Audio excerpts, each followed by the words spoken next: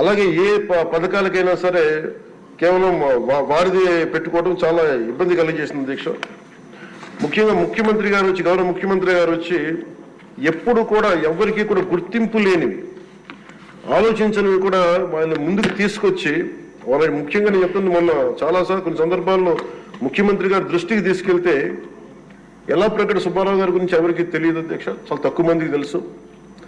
వారి పేరుని నేను ఒక మాట ప్రస్తావించగా నేను ఆయన దృష్టికి తీసుకురాగానే ఆయనకి పేరు పెట్టడం ఆయన దార్శనికతకి చాలా అర్థం పడుతుంది అధ్యక్ష.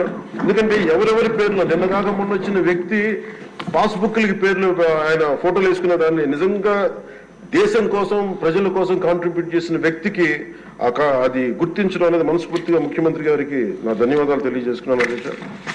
అలాగే సభలో ఎంతమందికి తెలుసో తెలియదు కానీ పొట్టి శ్రీరాములు గారి నిజమైన బలిదానాన్ని డిసెంబర్లో ఆయన బలిదానం ఉంటుంది, ఆయన చనిపోయారు మన కోసం.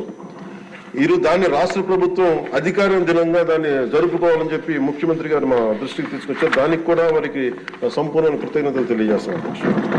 ఈ రాష్ట్రం ఎవరి బలిదానం మీద అయితే ఆధారపడి ఉందో, ఎవరి బలిదానం మీద ఈ రాష్ట్రం వచ్చిందో, అనేక లింగ్విస్టిక్ స్టేట్స్ ఎవరు బలిదానం మీద ఆధారపడి వచ్చిందో ఆ వ్యక్తిని రాష్ట్రం నిజంగా గుర్తించుకోలేదు. మొట్టమొదటిసారిగా దాన్ని గౌరవ ముఖ్యమంత్రి గారు దాన్ని ముందుకు తీసుకొచ్చి గుర్తించే పరిస్థితిని తీసుకురావడం మనస్ఫూర్తిగా వారికి నా అభినందనలు తెలియజేస్తున్నాను అధ్యక్ష.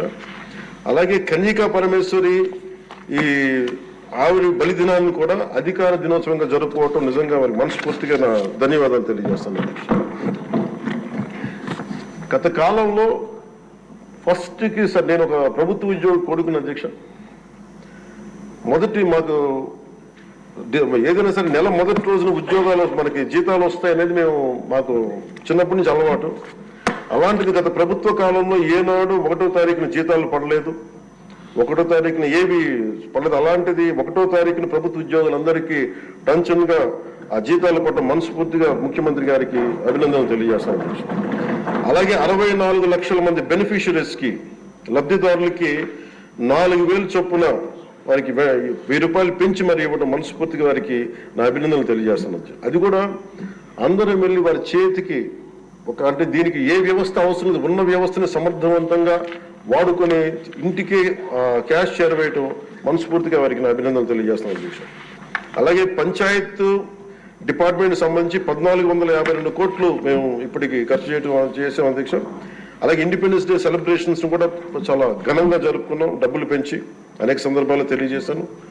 13,326 గ్రామ పంచాయతీలకి జాతీయ ఉపాధి హామీ పథకం కింద పల్లి పండుగ ద్వారా 4,500 కోట్లు నిధులు విడుదల చేశాం అధ్యక్ష. అలాగే గౌరవ ముఖ్యమంత్రి గారి ఈ నాయకత్వంలో ఈ ప్యాడీ డ్యూస్ రైతులకు కావాల్సింది 1,674 కోట్లు రిలీజ్ చేసి నిజంగా మీరు రైతాంగానికి మీరు ఎంత అండగా ఉంటారని మాటలతో కాదు చేతుల్లో చూపించారు అధ్యక్ష. వారికి మనస్ఫూర్తిగా నా ధన్యవాదాలు.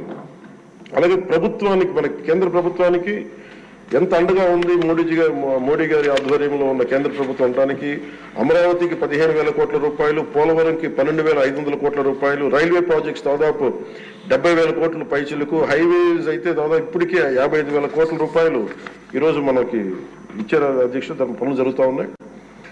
అలాగే ముఖ్యమంత్రి గారికి కూడా ముఖ్యంగా మిడ్ డే నేను అడిగింది ఏంటంటే ముఖ్యమంత్రి గారిని డొక్కా సీతమ్మ గారి పేరు ఏదన్నా పథకాన్ని క్యాంటీన్ పెట్టండి అంటే ఆయన ఏకంగా దీనిలో నారాయణ గారికి కూడా ముఖ్యమంత్రి గారు ప్రత్యేకంగా నా ధన్యవాదాలు తెలియజేస్తున్నాను అధ్యక్ష. మధ్యాహ్న భోజన పథకాన్ని విద్యార్థుల మధ్యాహ్న మిడ్ డే మీల్ స్కీమ్కి డొక్కా సీతమ్మ గారి పేరు పెట్టడం మనస్ఫూర్తిగా వారి చేతులు ఎత్తి నేను నా మనస్ఫూర్తి గారికి కృతజ్ఞతలు తెలియజేస్తున్నాను అధ్యక్ష.